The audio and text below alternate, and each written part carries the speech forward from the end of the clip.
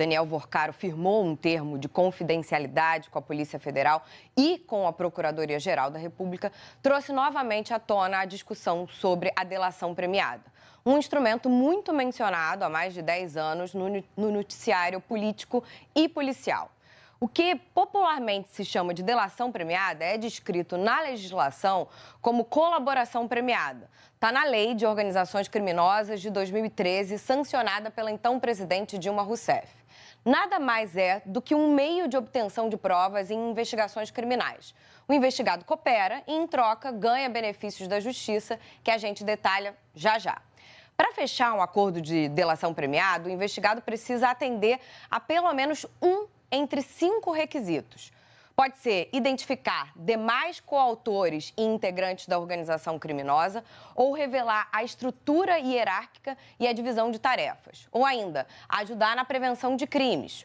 Outra opção é recuperar total ou parcialmente o produto dos crimes. Por fim, mostrar onde está presa uma eventual vítima que deve estar com a integridade física, é claro, preservada. A colaboração deve ser voluntária. Aí, uma vez decidido por ela, a defesa do investigado ou do réu negocia diretamente com o delegado do caso ou com o Ministério Público. Um detalhe importante sobre isso é que nessa etapa, todo o processo acontece sem a participação de um juiz. O magistrado só aparece depois para validar ou não o acordo. Na proposta de delação, a defesa deve anexar provas do que diz, além de descrever todos os fatos. A partir do recebimento da proposta, todo o processo passa a ser confidencial. Como benefícios, o delator pode ter perdão judicial, redução da pena de prisão em até 2/3 ou a substituição da prisão por uma pena restritiva de direitos. Também passa a ter alguns direitos, medidas de proteção, informações pessoais preservadas, condução separada em juízo, participação em audiências sem contato visual com outros acusados, identidade preservada dos veículos de comunicação e cumprir a pena ou a prisão cautelar num estabelecimento penal diferente dos outros condenados.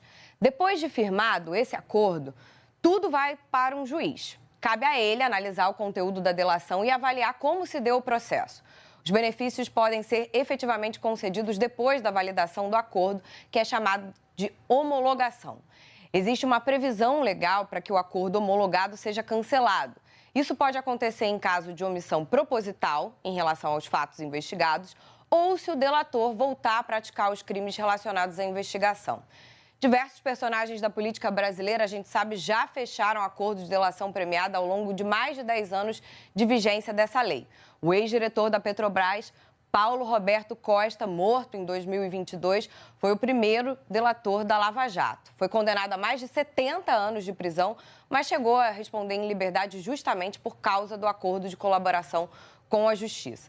Foi a partir dos depoimentos dele que os policiais desvendaram como funcionava a distribuição de recursos desviados da Petrobras.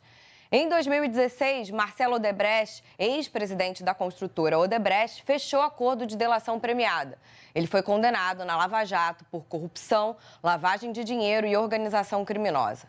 Com o acordo, além de pagar multa de 73 milhões de reais, teve a pena reduzida de 31 anos em regime fechado para 10 anos com progressão de regime.